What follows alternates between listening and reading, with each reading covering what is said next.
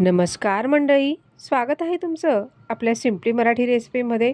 तर इथे आज आपण बनवणार आहोत हिरवा वाटाणा आणि सोयाबीनपासूनचा पुलाव। चला तर मग रेसिपीला सुरुवात करूया। तर इथे मी 1 वाटी बासमती तांदूळ घेतलेला आहे। त्याला 2 ते 3 वेळेस पाण्याने स्वच्छ धुवून त्याला अर्धा तास आपल्याला भिजत ठेवायचा आहे। त्यानंतर यासाठी आपल्याला लागणार आहे 1 कांदा, टमाटा आणि 1 बटाटा हे बारीक चिरून घ्यायचे आहेत।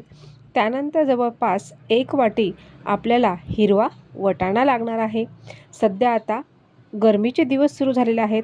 संध्याकाळच्या वेळेसाठी म्हणजे रात्रीच्या जेवणासाठी ही रेसिपी खूपच साधी, सोपी आणि खायला म्हणाल तर अतिशय अप्रतिम। त्यानंतर 1 वाटीभर इथे छोटे सोयाबीन घेतलेले आहेत। त्यानंतर मिक्सरच्या भांड्यामध्ये आल्याचे तुकडे, काही 2 मिरच्या, त्यानंतर लसणाच्या पाकळ्या घेऊन हे आपल्याला मिक्सरला वाटून घ्यायचं आहे।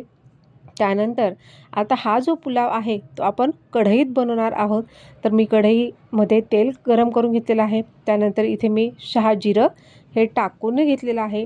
त्यानंतर इथे टाकून घेतलेला आहे बारीक चिरलेला कांदा। तो आपल्याला सोनेरी रंग येईपर्यंत यामध्ये चांगल्यापैकी फ्राय होऊ द्यायचा आहे। त्यानंतर टाकून घेतलेली आहे दालचिनी आणि त्यानंतर 3 हिरव्या विलायच्या आहेत, त्यासुद्धा आपल्याला यामध्ये टाकून घ्यायच्या आहे। हिरवी विलायचीमुळे या पुलावाला खूप छान चव येते। त्यानंतर इथे आपण टमाटा टाकून घेतलेला आहे। टमाट्याला पण आपल्याला यामध्ये पूर्ण शिजू द्यायचं आहे। त्यानंतर हिरवी मिरची, आलं आणि लसूण याचं जे वाटण आपण केलेलं होतं ते आतासुद्धा आपल्याला यामध्ये टाकून घ्यायचं आहे। ते सुद्धा आपल्याला छानपैकी परतवून घ्यायचं आहे। त्यानंतर इथे मी साधारण 1.5 ते 2 चमचे किचन किंग मसाला वापरला आहे। तुम्ही इथे गरम मसालासुद्धा वापरू शकतात। त्यानंतर इथे मी वाटाणा आणि बटाटा आणि सोयाबीन हे टाकून घेतले आहेत। ते सुद्धा आपल्याला या मसाल्यामध्ये चांगल्यापैकी फ्राय होऊ द्यायचे आहेत आणि तुम्ही बघू शकता पूर्ण आपल्याला ते फ्राय करून घ्यायचे आहे। त्यानंतर भिजलेला जो तांदूळ आहे तो आपल्याला इथे आता टाकून घ्यायचा आहे। इथे आपण आता 1 वाटी बासमती तांदूळ घेतलेला होता, तर इथे आपण आता 2 वाट्या गरम पाणी टाकणार आहोत। इथे थंड पाण्याचा अजिबात वापर करायचा नाही, तर इथे आपल्याला गरम पाण्याचा वापर करायचा आहे, तुम्ही बघू शकता। त्यानंतर इथे मी गरम पाणी टाकून घेतलेलं आहे आणि त्यानंतर चवीनुसार मीठ टाकून घेतलेलं आहे।